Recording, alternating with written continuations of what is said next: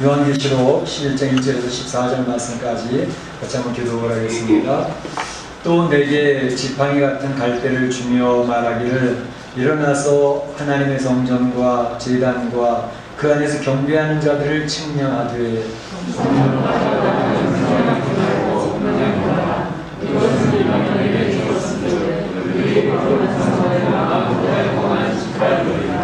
내가 나의 두 증인에게 권세를 주리니 그들이 붉은 베옷을 입고 1260일을 예언하리라.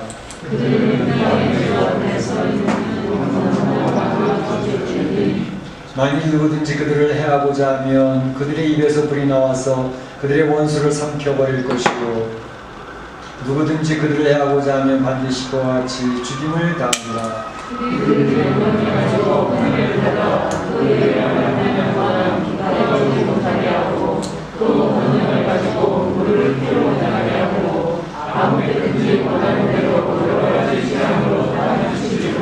그들이 그 증언을 마칠 때에 무적행으로부터 올라오는 짐승이 그들과 더불어 전쟁을 일으켜 그들을 이기고 그들을 죽이를 터인즉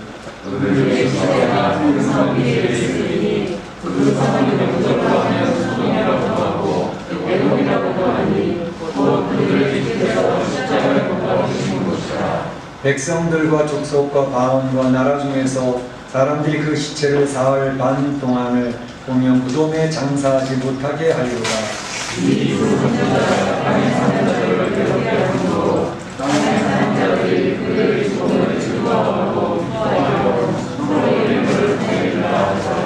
삼 일 반 후에 하나님께로부터 생기가 그들 속에 들어가매 그들이 발로 일어서니 구경하는 자들이 크게 두려워하더라.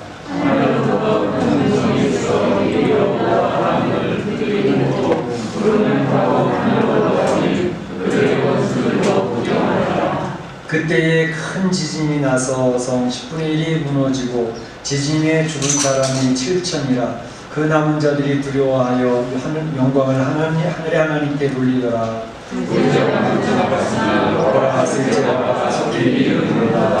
아멘. 예, 지난 시간에 이어서 오늘도 요한계시록 말씀 제 11장 말씀을 보도록 하겠습니다. 이제 저희 6장에서부터 16장까지는 요한계시록의 가운데 부분이 되어져서 이제 7번의 그 재앙이 3번 반복되어지는 그런 내용이 나오고 있습니다. 그래서 이른바 7인의 재앙, 7 나팔의 재앙, 7 대접의 재앙, 이것이 1장부터 16장까지 나오는 거죠. 그래서 지난 이제 우리가 10장을 살펴보는 가운데 이제 제 9장 말씀을 살펴볼 때에는 뭐가 나왔죠? 5번째 나팔, 황충의 재앙, 6번째 나팔, 마병대, 2만만의 마병대 재앙, 그것을 얘기했고 9장에서 6번째의 나팔까지 불었는데 7번째 나팔을 부는 것은 간격이 있죠. 언제 하고 있죠? 11장 15절에서 7번째 나팔을 부는 내용이 나옵니다. 그러니까 9장 마지막 절까지 6번째 나팔을 불었는데 10장의 내용이 빠지고 있고 또 11장에도 전반부 내용이 이제 다른 게 들어가 있단 말이죠. 그게 2가지 사파가 있다 그랬습니다. 그리고 11장 15절에서 이제 7번째 나팔을 불게 되는데 7번째 나팔 안에 뭐가 있다 그랬죠? 7 대접의 재앙이 그 안에 들어가 있다 그랬죠. 그래서 7 대접의 재앙은 사실상 15장과 16장에 나오고 있는 거거든요. 그렇다면 제 12장, 13장, 14장 여기 부분도 이 재앙에 대한 내용이 아니라 또 삽입되는 내용이 여러 개가 나오고 있습니다. 그래서 이제 그 내용들을 설명을 해드리고 있는데 이제 7번째 나팔 불기 전에 2가지의 사파가 있고 그 이후에 그 몇 가지 사파가 있는데 바로 이 2가지 사파 7째 나팔을 불기 전 2가지 사파 중에서 지난 시간에 살펴봤던 것은 10장에 나와 있는 천사와 작은 두루마리의 내용을 말씀을 드렸습니다. 그래서 작은 두루마리는 하나님의 말씀을 이야기하는데 이제 요한에게 말씀하시기를 이 책을 가져라, 이 말씀을 가져라, 이 말씀을 먹어라, 이 말씀을 전하라, 예언하라, 이런 말씀을 주셨던 내용을 우리가 기억할 수 있겠습니다. 그래서 이제 그 다음번에 2번째 사파 내용은 오늘 말씀에 나오고 있는 내용인데 두 증인에 대한 내용입니다. 나의 두 증인이라고 하는 말씀이 나오고 있죠. 그래서 두 증인의 환상을 보여주시는데 이 환상의 내용은 도대체 무엇인지 이것을 살펴보면서 하나님께서 우리에게 주시는 메시지를 들어보고자 하는 것입니다. 오늘 생각해 볼 것은 이 두 증인에 대한 환상을 이야기하기 전에 그 앞에 배경, 언급하시는 배경이 있습니다. 그 배경에 대한 내용을 먼저 잠깐 살펴보고 그 다음에 두 증인은 도대체 무엇을 이야기하는 것인가 라는 것을 살펴보고 그 다음에 세 번째로는 조금 내용이 길지만 이 두 증인이 활동하는 세 가지 시기가 있습니다. 세 번의 시기, 그 시기를 또 설명을 드리면서 오늘 이 요한계시에 나타난 하나님의 메시지를 듣고자 하는 것입니다. 먼저 두 증인을 언급하는데 두 증인 언급하기 전에 배경이 좀 있습니다. 그 내용은 뭐냐면 1절, 2절에서 이야기한 것처럼 이렇게 얘기를 합니다. 또 내게 지팡이 같은 갈대를 주며 말하기를 일어나서 하나님의 성전과 제단과 그 안에서 경배하는 자들을 측량하되 성전 바깥마당은 측량하지 말고 그냥 두라 라는 그런 내용이 있습니다. 그러니까 성전을 측량하라는 이야기가 나오고 있습니다. 성전을 측량하는데 지팡이 같은 갈대를 가지고 측량을 해라 얘기하고 있습니다. 성전을 측량하는 그런 내용들은 사실 요한계시록에도 나와 있지만 앞에 보게 되면 에스겔에서도 나오고 있습니다. 에스겔에서 이제 마지막 부분 48장 35절에 보게 되면 이제 하나님께서 그 백성들에게 환상을 주시면서 하나님의 백성들이 가서 살게 될 하나님의 성읍, 하나님의 도성을 보여주는 성전의 모습을 보여주는 내용이 나오거든요. 거기 보게 되면 동서남북으로 측량을 하라 그런 얘기 있습니다. 그래서 동서남북 측량해서 4,500씩 측량을 해서 18,000을 측량을 했다 그런 얘기를 합니다. 그래서 이 측량을 하고 나서 그 하나님의 도성, 하나님의 성읍을 여호와 삼마라고 했더라. 그래서 여호와 삼마라는 뜻은 하나님께서 거기 계신다라고 하는 그런 뜻이라고 이제 에스겔서에 나오고 있는 것이죠. 그래서 하나님의 도성, 하나님의 성읍을 측량을 하는 그 측량에 대한 의미라고 하는 것은 하나님의 보호와 하나님의 안전이 그곳에 확실하게 있다. 하나님이 함께 하시는, 하나님의 보호하시는 그러한 장소가 되어진다라는 그런 의미가 있겠습니다. 그래서 오늘 여기 요한계시록 이제 11장 1절과 2절에서도 하나님께서 요한을 통해서 그 성읍을 측량을 해봐라. 측량을 하는데 바로 그 성전을, 하나님의 성전을 측량을 하고 제단을 측량을 하고 그 안에서 경배하는 자들을 측량하되 성전 바깥 마당은 측량하지 말고 그냥 두라 이렇게 얘기를 했습니다. 그러니까 측량해야 되는 대상이 있고 측량해서 제일된 곳이 있다라는 것을 이야기하고 있습니다. 성전 밖의 마당은 측량하지 말라 이렇게 이야기를 하고 있는데 성전 밖의 마당도 사실은 교회 이 성소에 속해 있는 곳이거든요. 그런데 성소에 속해 있는 곳인데 그 성전 밖 마당은 제외를 시켜라 이렇게 얘기를 하고 있습니다. 이 말은 뭐냐면 성소 뜰은 밝지만 성소 안에 들어오는 사람이 아닌 그런 존재들은 이제 측량에서 대상에서 제외가 되어진다 이렇게 얘기를 하고 있습니다. 이사야서 1장 12절에 보게 되면 내 마당만 밟을 뿐이니라 이렇게 얘기하고 있어요. 그러니까 하나님의 전에 들어오지 않고 하나님 바깥에 마당만 밟고 왔다 갔다 하는 그러한 사람들, 하나님의 성전 마당만 밟을 뿐이지 하나님하고는 별로 관계가 없는 그러한 존재들이다라는 것을 이야기하고 있습니다. 곧 여기서 이야기하는 성전 밖의 마당, 그것은 신앙생활을 하는 것처럼 보이기는 보이는데 형식적인 신자들, 그러니까 신실하지 않고 하나님과 교제도 없고 하나님 안에서 충성도 하지 않는 그냥 허울만 무늬만 교인인 그런 사람들은 성전 마당만 밟는 그런 존재들이기 때문에 그런 존재들은 측량할 필요가 없다라고 얘기하고 그 뜻은 다시 말하면 하나님의 보호의 대상에서 제외가 되어진다라고 이야기를 하고 있습니다. 이것은 굉장히 우리들에게 도전적이고 참으로 충격적인 그런 내용이 되는데 보통 이제 한국교회도 1000만이나 되는 교인 성도들이 있다고 그러지 않습니까? 그런데 다 참으로 거듭난 성도이고 하나님 앞에 교제가 되어지는 성도이냐 이야기할 때는 약간의 퀘스천 마크가 붙을 수 있는 것이죠. 그러니까 교회에 나온다고 해서 모두가 성도라고 부를 수 없다라고 하는 사실 이야기하고 있습니다. 그들은 이제 이 신앙생활 할 때 어려움이 온다든지 고난이 온다든지 힘든 일이 생긴다든지 더더군다나 혼란과 핍박이 온다든지 그러면 그분들은 교회를 떠난다는 것입니다. 신앙을 포기한다는 것입니다. 내가 교회에 나왔던 이유는 축복받으려고 나왔던 거고 잘 되려고 나왔던 것인데 이렇게 어려움을 당하고 내 생명도 위협을 당하는 이러한 상황이라면 나는 그런 예수님은 안 믿겠어 라고 떠난다는 것입니다. 그래서 하나님께서 보호의 대상에서 제외한다는 것은 하나님이 주권적으로 그렇게 한다기보다도 본인 스스로가 떨어져 나가는 것입니다.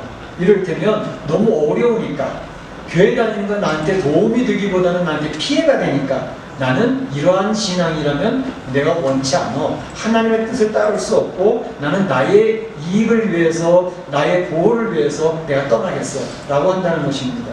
그래서 그분들을 항상 보게 되면 떠나는 이유에는 합리적인 이유가 있습니다. 내가 이러이러하기 때문에 떠나는 거야. 내가 이러이러하기 때문에 신앙을 피하는 거야.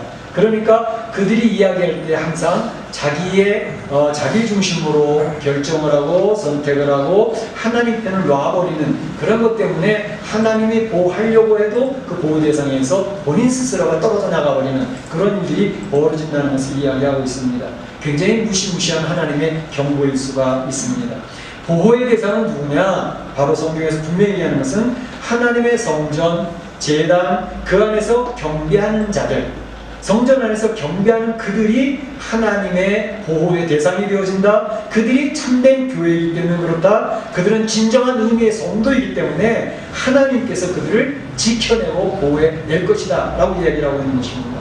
신령과 진정으로 예배하는 모든 성도들, 그들은 하나님의 참 예배자가 되기 때문에 하나님의 진노의 심판이 진행되는 가운데 이러한 일곱 재앙이 반복되면서 진행되는 가운데서라도 그 하나님의 참된 예배자들은 하나님께서 안전하게 철저하게 분명히 보호하실 것이라고 하는 사실을 선언하고 있습니다. 그렇기 때문에 우리가 신앙생활 할 때에 무늬만 교인이고 형식적인 교인이 된다는 것 그렇게 되지 않도록 너무너무 신경을 써야 될 부분이고 신령과 진정으로 하나님과 교제하고 하나님 앞에서 엎드리고 하나님 앞에서 충성을 다짐하고 그렇게 나가요. 물론 부족할 게 있습니다. 넘어질 때도 있고 그렇지만 내가 넘어지고 부족할 때는 가슴으로 너무너무 안타까워하지요. 하나님 뜻대로 살고 싶었는데 그렇게 못했습니다. 내가 환경의 문제에 내가 졌습니다. 그리고 이렇게 내가 어렵습니다 라고 하면서 절대 자기를 합리화시키지 않죠. 그리고 자기 잘못한 것에 대해서 하나님 앞에 죄송한 마음을 갖고 긍휼히 여겨달라고 엎드리는 그 성도가 참 성도가 되는 것입니다. 그래서 그런 참 예배자가 되는 것이 얼마나 중요한 것인가 하는 것을 오늘 요한계시록에서도 하나님께서 구분을 짓고 있다는 사실을 기억을 하면서 우리가 도전을 받아야 될 것입니다.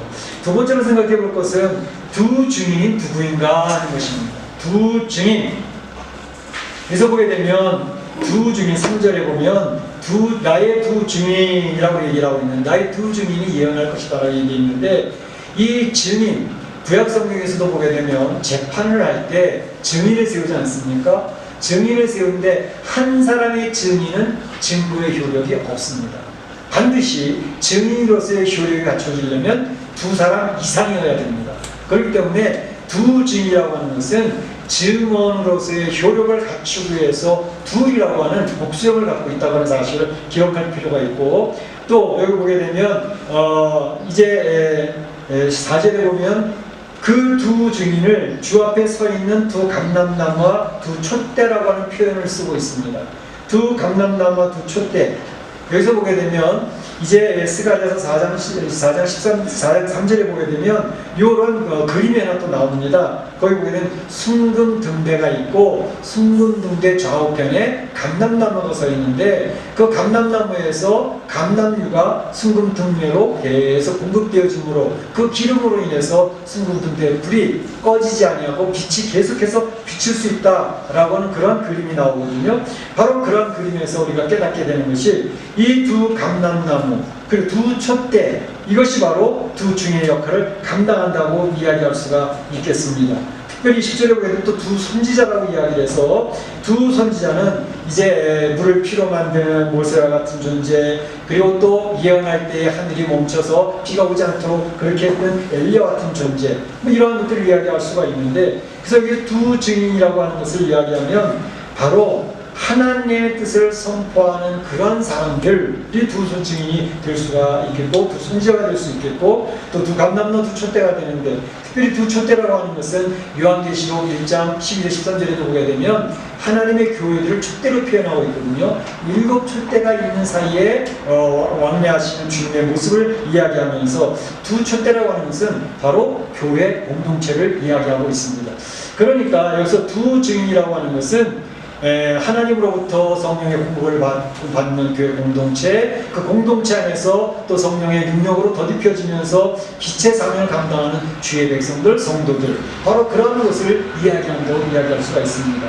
그래서 교회 공동체와 성도들이 빛을 발하며 하나님이 주신 말씀을 선포하는 그러한 사명을 받은 사람들, 그것이 바로 두 증인으로 표현되어 있다는 것입니다. 그래서 여기서 두 증인은 교회 공동체입니다. 교회 공동체 안에서 이제 훈련되어지고 성령으로 충만하게 채워져서 나와서 빛의 사명을 감당하고 하나님의 말씀을 선포하는 주의 백성들을 이야기한다고 이야기할 수가 있는 것입니다. 그래서 지난 시간에도 천사와 작은 두루마리 속에서도 하나님이 이야기하셨던 것처럼 바로 이 성도들에게는 이제 증인의 사명이 있다는 것입니다. 하나님의 말씀을 선포할 수 있는 그런 사명을 가지고 있는 존재라는 것이죠. 그러기 위해서 성도들은 하나님의 말씀을 가져야 되고, 하나님의 말씀을 먹으면서 그 말씀이 나의 말씀으로 소화가 되어져서 이제 되어져야 되고, 그 말씀을 소화한 그런 성도들이 나가서 예언을 하고 증인을 되어지고 하나님의 나라를 선포하는 그런 백성으로 살아갈 수 있다고 하는 사실이 연결되어져 있는 것을 볼 수가 있습니다. 특별히 오늘 여기서 강조하고 있는 모습에서 중요한 것은 이 두 증인, 하나님의 말씀을 선포해야 되고 빛을 발해야 되고 또 하나님의 복음의 증거의 사명을 감당해야 될 교회 공동체, 그리고 성도들이 이 증인의 사명을 감당하면서 활동하는 시기가 세 시기로 구별이 되어진다는 것을 이야기하고 있습니다. 먼저 시기는 증인으로서 증거하는 시기가 있다는 것을 이야기하고 있고, 두 번째로는 이 두 증인들이 핍박과 순환을 받는 시기가 있다고 얘기하고 있고, 세 번째로는 이 핍박받던 순환받던 이 교회 공동체와 성도들이 부활과 승리의 시기를 맞이하게 된다는 사실, 이 세 가지로 나누어서 이제 11장에서 설명하는 것을 볼 수가 있습니다. 먼저 증인이 증거의 시기는 3절에서 6절까지 나오는 내용들인데 바로 이렇게 얘기하고 있습니다. 교회 공동체가, 성도들이 복음을 계속적으로 증거를 하는 거죠. 그래서 이 땅에, 이 역사의 가운데에 하나님의 복음이 쫙 퍼져나가는 그런 시기를 이야기하고 있습니다. 그러니까 예수 그리스도께서 오신 초대교회에서부터 시작을 해서 사도행전의 시대, 지금 이 시대까지 하나님의 복음이 계속 선포되고 있지 않습니까? 각각의 교회들을 통해서 주의 말씀이 선포되고 있고, 성도들을 통해서 복음의 전도가 이루어지고 있고, 그래서 이 지구 땅에, 지금 우리 사회의 역사까지 하나님의 말씀이 계속 선포되고 있는 그 시기를 이야기하고 있습니다. 그런데 바로 이런 역사 속에서 복음이 전파되는 그런 사람들의 모습을 보면 성경에서 어떻게 설명을 하고 있느냐 하면 굵은 베옷을 입었다 그랬어요. 굵은 베옷을 입고 1260일 동안 예언하리라 이렇게 되어져 있거든요. 왜 두 증인, 교회 공동체나 성도들이 굵은 베옷을 입고 이렇게 복음을 증거하고 있을까? 성도가 되어진다고 하는 것의 첫 번째 분이 무엇일까요? 첫 번째는 성도들이 바로 믿음을 하나님께서 주셔서 그 믿음 가운데에서 이제 내가 죄인이구나 하는 것을 깨달은 사람들이 성도가 되는 거거든요. 그래서 성도가 되어지는 사람의 첫 번째 단계는 자기 자신이 죄인이라는 사실을 인정을 하고 시인을 하고 그 죄로 말미암아 진노의 자녀가 되어졌었는데 바로 예수 그리스도의 보혈로 이 진노에서 사망에서 우리가 해방되어진 존재라는 사실을 깨닫게 되어진 사람들이 성도란 말이죠. 성도의 기본은 그것입니다. 나는 죄인이고 진노의 자녀인데 예수 그리스도의 십자가의 죽으심과 부활로 말미암아 그 진노의 대상에서 면책이 되어진 존재라는 사실을 깨닫는 사람들입니다. 그렇기 때문에 내 자신이 죄인이었다는 사실을 지정의 아는 것으로 끝나는 게 아니라 감정적으로 내 느끼는 게 아니라 실제적으로 나 죄인 맞아. 나는 태어나면서부터 죄인이었어. 내 살아가는 모습을 보니까 맨 죄의 열매들이 계속 맺히는 거야. 그렇게 안 하려고 발버둥을 쳐봐도 뒤돌아보면 죄의 열매들 뿐이야.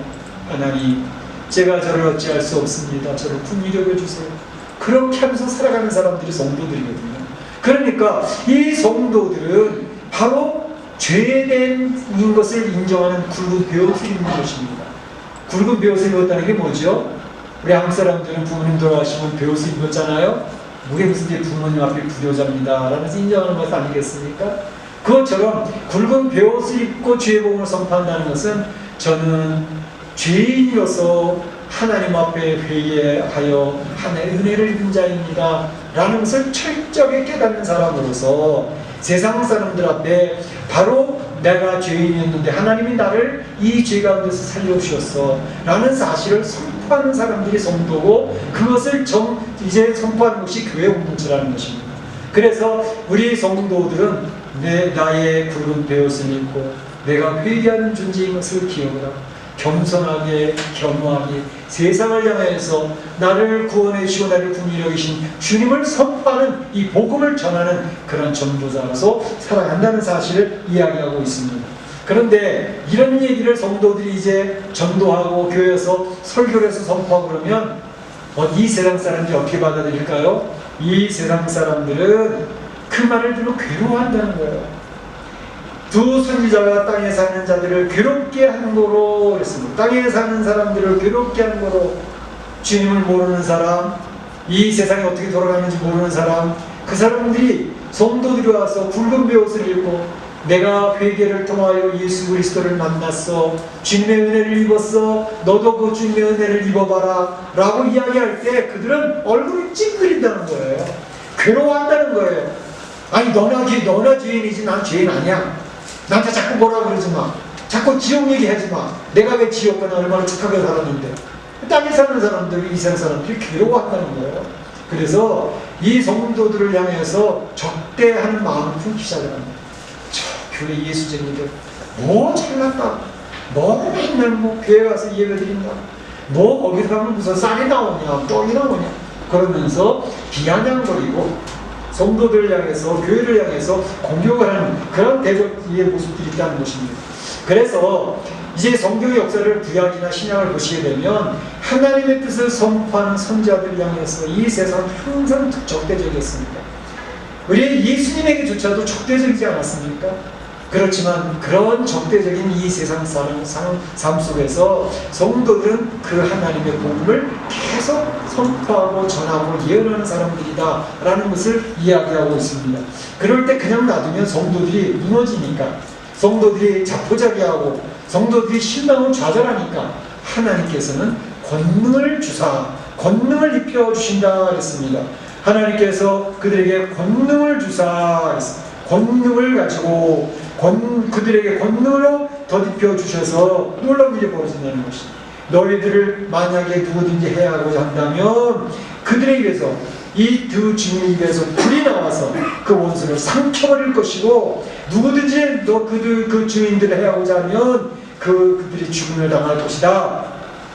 하늘을 닫아 일어나지 못하게 하는 일, 물을 피로 변하게 하는 일, 여러 가지 재앙으로 땅을 칠 거야 라고 하는 것처럼 이 두 주님, 복음 전파자들에게 교회에 능력을 덧입혀 주신다 라고 이야기를 하고 있는 것을 볼 수 있습니다. 할렐루야, 할렐루야. 그래서 구약의 예언자들을 보세요.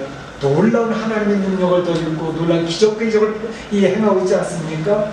예수님 당시 12제자들도 나와서 복음을 증거할 때, 어려움을 당할 때 주님께서 능력을 덧입혀 주셔서 놀라운 권능을 행하는 그 제자들의 모습을 볼 수 있지 않습니까? 오늘날에도 우리 교회 공동체나 우리 성도들이 복음을 증거할 때 많은 사람들이 적대적으로 비아냥거리고 조롱하는 그런 일이 있지만, 그래도 성도들이 낙심하지 아니하고 좌절하지 아니하고 나에게 은혜 베푸시는 주님을 당당하게 선포하는 능력을 덧게 하는 줄로 믿습니다. 믿습니다. 그래서 이 복음을 증거하는 시기가 있습니다. 예수님이 이 땅에 오셔서 초대교회부터 지금 이 시기까지 복음을 증거하는 이 시기로 저희가 살고 있는 것입니다. 그렇지만 우리 성도들이 기억해야 될 것은 이 복음이 전파되는 곳마다 적대 세력이 점점 더 강해지고 더 많아진다는 것을 기억을 하고, 그러할지라도 복음 증거의 사명을 포기하지 말고 인내하면서 잘 감당해야 되겠다라는 것을 이야기하는 것을 볼 수가 있습니다. 그 다음에 이 복음 두 증인이 복음 전파하는 이 귀한 사명을 감당하는데 핍박과 순환의 시기가 있다라는 것을 이야기합니다. 7절에서 10절까지 내용인데, 바로 핍박과 순환의 시기는 뭐냐 하면, 교회가 또는 성도들이 복음을 증거하고 인내하고 견디면서 이 사명을 감당하는데 점점 더 어려워진다는 것을 이야기하고 있습니다. 증거를 마칠 때에 바로 교회가 어려운 일을 당하게 되어진다. 이제 무적행으로부터 올라오는 짐승이 그들과 더불어 전쟁을 일으켜 그들을 이기고 그들을 죽일 터인즉 그들의 시체가 큰 성 길에 있으리니 그 성은 영적으로 하면 소돔이라고도 하고 애굽이라고도 하며 또 그들을 십자가에 주께서 십자가에 못 박히신 곳이라 라고 이렇게 얘기했습니다. 두 증인이 큰 핍박과 순환을 받아서 결국은 죽는 시체와 같이 되어진 시기가 있다라는 것을 이야기하고 있습니다. 그 기간을 사흘 반이라고 이야기하기도 하고, 핍박받으며 복음 증가하는 기간 3년 6개월, 그리고 앞에서 얘기했던 것처럼 42개월, 1260일 이런 얘기를 표현하고 있습니다. 구약성경의 다니엘서 9장 27절에서는 한때, 두때, 반때 이렇게 표현하고 있습니다. 이런 것을 해석하는 해석자들의 내용들이 되게 많습니다. 그래서 그걸 다 소개해드리는 것보다 중요한 것은 바로 이 42개월은 계산을 하면 3년 6개월입니다. 또 1260일도 계산을 하면 3년 6개월이고 42달입니다. 다 똑같은 말입니다. 그리고 한때, 두때, 반때, 이 구약성경이 다니엘서 9장에서 나온 그것도 3년 6개월을 이야기합니다. 특별히 7년 대환란을 이야기하는데 7년 대환란 중에서도 뒷부분에 3년 6개월 그 부분에 바로 굉장히 큰 환란과 핍박이 있게 될 것을 이야기하는 것입니다. 그때는 이제 이런 교회 공동체나 성도들이 시체와 같이 되어지는, 교회 공동체가 시체같이 되어진다는 거예요. 바로 그러한 시기에 있다는 사실을 성도들하고 꼭 기억하고 있어라. 그렇게 이야기를 해주시는 것입니다.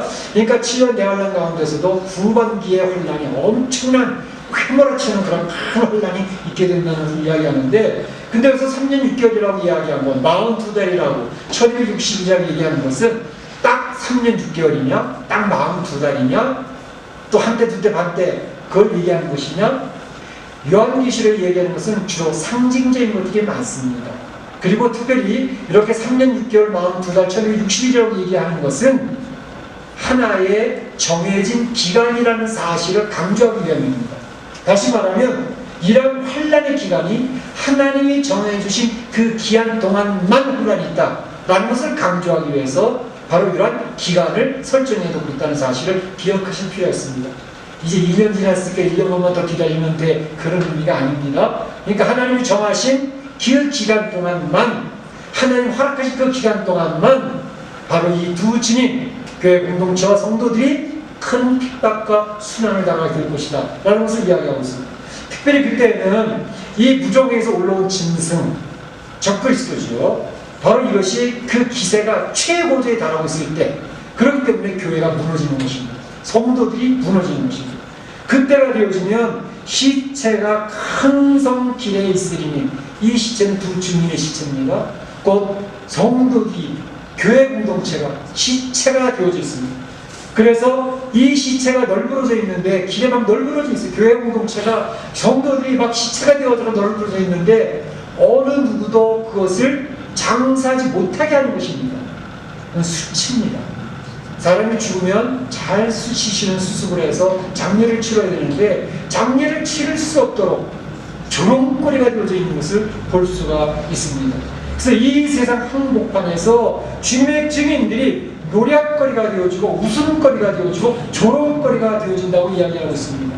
여기서 이 소돔, 애굽, 세상 이런 것들은 바로 큰 성, 세상의 권세, 세상 정부, 이 세상 당일 정부, 이 정부가 최고의 권세를 가지고 교회를 핍박하는 그런 때를 이야기한다고 말할 수가 있습니다. 오늘날 이렇게 우리가 보면서 아무리 그래도 그렇지요. 하나님의 권능이 많은 교회 공동체가 또 하나의 은혜를 더듬은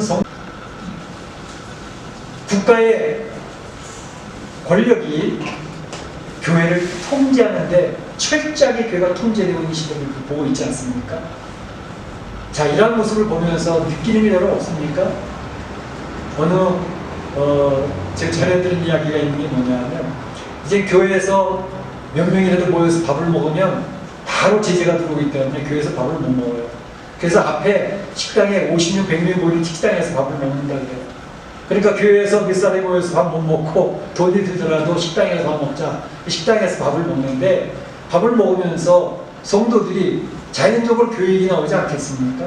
그래서 이러고 저러고 요즘 구역이 어떻고 교회가 어떻고 어떻게 전도회가 어떻고 얘기하고 있는데, 그 얘기를 옆에 있는 테이블에서 어떤 사람이 들은 거예요. 그런데 전화를 걸어서 여기 지금 교회 사람들 모여 있습니다. 득달같이 공무원들이 다녀와서 단속을 하더라는 거 아닙니까? 이러한 모습이 벌어지고 있는 시대입니다. 한국뿐만이 아니고 세계적으로 그렇습니다.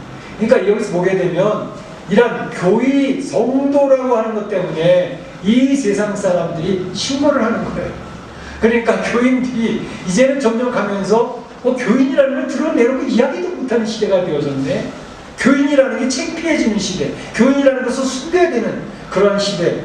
지금은 그냥 맛보기지만 앞으로는 이것이 더 강력하게 나타나서 어디 가서 내가 교회 다닌다는 말을 하지 못하도록 만드는 그런 사회적인 분위기, 그리고 사실은 교회 다닌다는 사실이 나타나면 당장 제재가 되어지고 탄압을 받게 되는 그런 시기가 온다는 것이 우리가 지금 이게 가능할 수 있겠구나 라는 것을 지금 우리가 맛보고 있는 것입니다.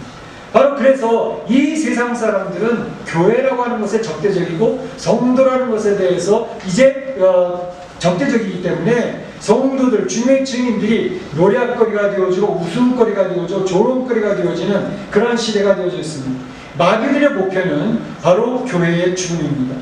증인들의 죽음입니다. 그래서 이제 시대 자체가 그런 그런 사조가 흘러가는 시대죠. 신은 죽었다, 예수는 없다 라고 하는 신학 중에서도 사신신학이라는 것이 생겨진 그런 때입니다. 그래서 교회가 이러한 핍박을 받고 이런 왕따가 되어지는 이런 일 가운데에서 교회를 대충 다니던 교인들은, 무늬만 교인이고 형식적으로 다니던 형식적인 교인들은 교회를 떠나기 시작합니다. 그러니까 교회는 텅텅 비기 시작을 합니다. 교회는 무기력해지기 시작을 합니다. 교회 어디 가서 전도를 해요? 전도하는 것 자체가 법적으로 제재를 받게 만들어놨습니다. 전도라는 말을 하면, 예수라는 말을 하면, 동성애가 잘못됐다고 얘기를 하면 당장 가서 재판을 받고 감옥에 들어가야 되는 시대가 오게 되는 것입니다. 그러니까 교회가 해야 될 전도를 포기합니다. 그러니까 교회는 죽은 교회로 바뀌어져 갑니다. 이런 모습을 보면서 세상 사람들은 웃어 죽겠다고, 재밌어 죽겠다고 깔깔깔깔대고 있습니다. 즐거워하며 기뻐하더라 그랬습니다. 저들이 자기네들을 괴롭히던 교회 공동체의 성도들이 자기를 더 이상 이제 예수 그리스도 우리는 죄인이라는 말도 안 하고 더 이상 이제 교회가 더 잘난 척도 안 하고 하니까 이 세상 사람들이 그들의 죽음을 즐거워하고 기뻐하며 서로 예물을 보내리라 이렇게 얘기를 하고 있습니다. 안 믿는 사람들이 서로 박수를 치며 잘 됐다는 겁니다. 서로 예물을 주며 이제 환호를 벌인다는 것입니다. 이러한 모습을 보면서 이제 성경에서도 그 얘기를 하고 있습니다. 사도행전 12장에 보게 되면 헤롯이 야고보 사도를 죽입니다. 야고보를 죽이고 나니까 그 예루살렘 주민들이 너무너무 좋아하는 모습을 보면서 야고보만 죽이면 안 되겠다. 그들의 수장인 베드로도 죽이자. 그래서 베드로 잡아다 감옥에 집어넣는 거 아닙니까? 세상 사람들이 그와 같이 예수 믿는 성도들을 사냥하는 때가 온다는 말입니다. 너무너무 즐거워, 너무너무 잘하는, 아주 여기 별을 치고 다니는 거죠. 그러니까 그런 시대가 오니까 교회는 시체같이 숨죽이고 살아가야 되고 숨어서 예배를 드려야 되고 하는 그 시대가 온다는 것을 이야기하고 있습니다. 사실상 이런 시대가 가까워지고 있구나라는 것을 느끼는 것은 뭐냐면 지금 시대가 돌아가는 모습을 잘 보세요. 지금 시대를 포스트 모더니즘 시대라고 합니다. 이제 모더니즘을 지난 포스트 모더니즘 시대라고 합니다. 포스트 모더니즘 시대의 특징은 해체주의입니다. 지금까지 알고 있던 모든 것을 해체시킨다는 것입니다. 모든 권위를 해체합니다. 가정을 해체합니다. 국가를 해체합니다. 이 세상의 모든 나라, 이런 모든 것을 해체하는 것이 해체주의입니다. 그들은 가운데 분노를 심습니다. 우리가 너 때문에 못 살게 됐어. 너 때문에 우리가 이렇게 어려운 일을 당하는 거야. 자기의 잘못을 돌아보는 게 아니라 상대방을 향해서 증오를, 앙심을 품고 해체를 시켜나가는 그런 해체주의 시대를 저희가 살고, 이 포스트 모더니즘의 시대가 지금 전 시대를 지배하고 전 세계를 지배하고 있습니다. 바로 그런 가운데서 이제는 부도덕이 문제가 아니라, 부도덕을 이야기할 때는 도덕이라고 하는 기준을 인정을 하는 것을 이야기합니다. 그러니까 도덕에서 벗어난 것이 부도덕이라고 그러잖아요. 근데 지금은 부도덕이 아니라 무도덕입니다. 무도덕이라는 말은 뭐냐면 참과 진리, 그런 게 어디 있어. 성경이 진리고 성경이 하는 것은 비진리야? 그런 게 어디 있어. 성경이 진리 아니야. 진리는 항상 상대적. 너도 오를 수 있다면 나도 오를 수 있어 라고 이야기하는 것이 포스트 모더니즘의 해체주의 시대입니다. 이라는 것이 전 세계를 지배하고 있는데, 바로 미국이 흔들흔들거리고 무너지는 이유도 거기에 있습니다. 왜 미국과 같이 기독교 사상에 세워진 나라가 기독교 건국 정신을 잃어버리고 사회주의, 인간을 중심으로 한 바벨탑을 세워져가는 그런 인간 중심의 AI에, 그래서 인간이 지배하는 나라가 유토피아가 될 수 있다고 이야기하는 것이 왜 나오느냐? 포스트 모더니즘이 바로 깔려있기 때문에 그렇습니다. 그래서 세상의 모든 일, 이제는 교회를 진리라고 하지마, 성경을 진리라고 하지마, 그런 이야기를 하는 사람은 다 이제 적폐 대상이야 라고 물으시는 것입니다. 그러니까 세상이 지금 그렇게 흘러가고 있습니다.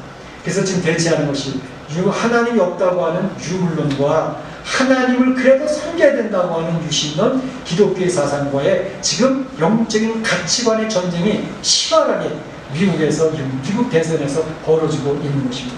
거기서의 결정은 전 세계에 영향을 미치게 될 것입니다. 그래서 우리는 기도를 해야 된다는 것입니다. 이제 그렇게 해도 결국 흐름은 바로 이 교회가 무너지고 성도들이 무너지는, 시체와 같이 교회에 그저 널브러지는 그러한 시대가 결국은 오게 될 것입니다. 사탄이 무적행에서 올라와서 바로 전 세계를 지배한 최고의 권력을 가지고 이제 세상 정부가 이 세상을 다 정복하고, 전체주의 국가죠. 사람 하나하나를 전부 다 손바닥에 놓고 통제하는 시대가 온다는 것입니다. 얼마든지 가능한 것이 중국에서 보여주고 있고 전 세계로 그런 기술이 전파되고 있는 중에 있습니다. 그렇기 때문에 75개 인구라고 해도 많은 인구가 아닙니다. 손바닥 안에서 다 통제가 되어진 시대가 곧 오게 될 것입니다. 그렇기 때문에 바로 핍박과 수난의 시기가 우리 교회 공동체, 성도들이 온다는 사실을 꼭 기억을 하고 준비할 필요가 있습니다. 마지막으로 한 가지는, 그런데 교회 공동체 두 증인, 죽었던 두 증인이 부활과 승리의 시기가 온다는 사실을 11절과 13절에서 이야기하고 있습니다. 3일 반 후에 하나님께로부터 생기가 그들에게 주어졌고, 그들의 생기가 하나님께로부터 생기가 주어지고 나니 그들이 일어서서 발로 일어서서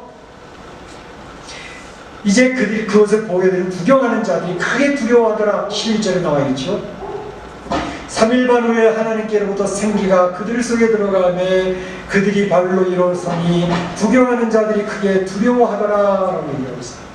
하늘로부터 큰 음성이 있어 이리로 올라오라 함을 듣고, 그들이 듣고 구름을 타고 하늘로 올라가니 그들의 원수들도 다 구경을 하더라. 큰 지진이 나서 성 10분의 1이 무너지고 지진에 죽은 사람들이 7천명, 이렇게 얘기하고 있습니다. 이것은 두 증인, 죽었던 길가에 널브러져 있던 두 증인이 다시 하나님으로부터 생기를 공급받고 일어서서 하늘로 올려진 내용을 이야기하고 있습니다. 바로 이 내용은 에스겔서 37장 10절에 보게 되면 에스겔 골짜기의 마른 뼈의 분배를 여러분 잘 알고 계시지 않습니까? 에스겔 골짜기의 마른 뼈들이 되어진 그들에게 하나님께서 지극히 큰 분배를 만드시는 내용이 나와 있습니다. 에스겔서 37장 5절에 보게 되면 내가 생기를 너희에게 들어가게 하리니 너희가 살아나리라. 내가 생기를 너희에게 들어가게 하리니 너희가 살아나리라. 바로 교회 공동체 다 죽었습니다. 성도들이 다 죽었습니다. 널브러져 장사 지내는 사람도 없습니다. 조롱거리가 됐습니다. 그런데 하나님께로부터 생기가 불어지는 줄로 믿습니다. 생기가 그 안에 들어가니 이 생기가 뭐예요? 성령의 역사가 그 안에 다시 생명이 다시 들어가서 죽은 시체 같은 존재들이 다시 힘으로 일어난다는 것을 이야기하고 있습니다.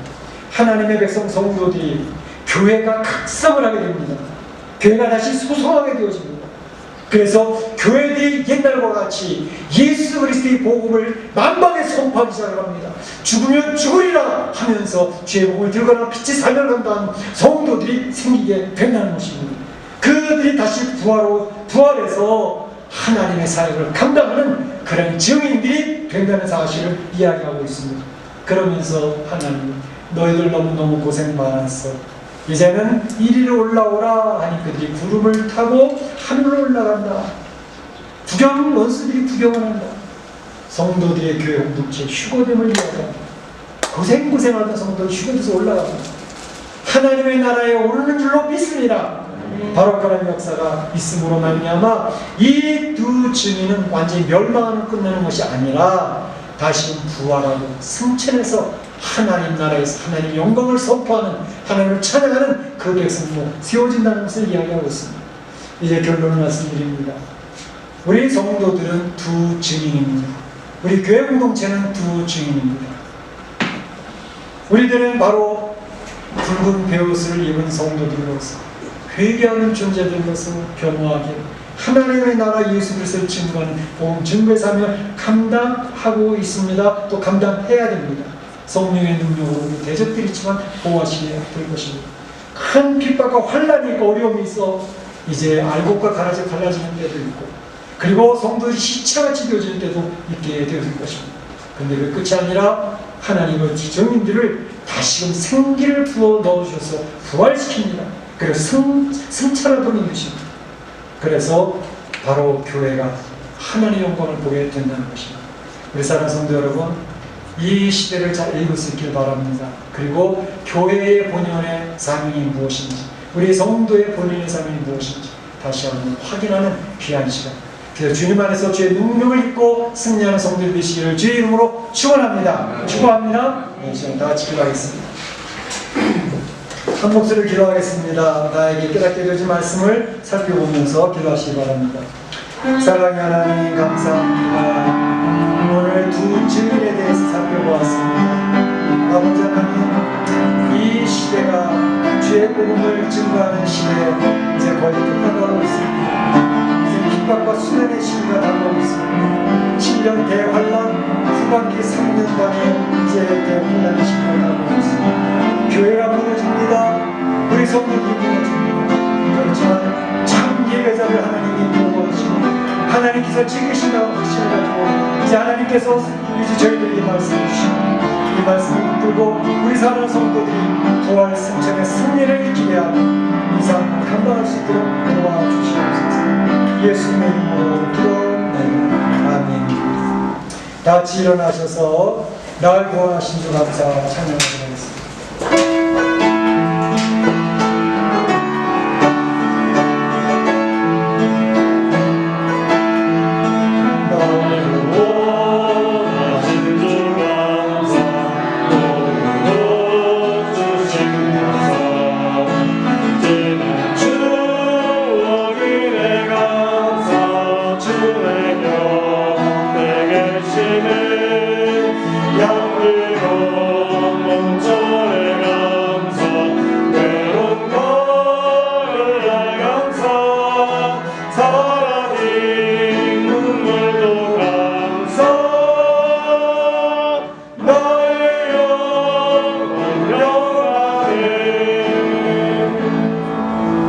지금은 우리 구주 예수 그리스도의 은혜와 하나님 아버지의 그 크신 사랑하심과 성령님의 감동감을 교통하시니 오늘 두 증인의 이야기를 들으면서 마지막 시대에 어떻게 되어질지를 예측하면서 하나님의 말씀으로 기도하며 성령의 능력을 더디고 승리하기로 소원하는 우리 온 성도들 머리에와 가정과 자녀와 일터 가운데 우리 교회 가운데 이제부터 영원토록 함께 있을지어다. 아멘.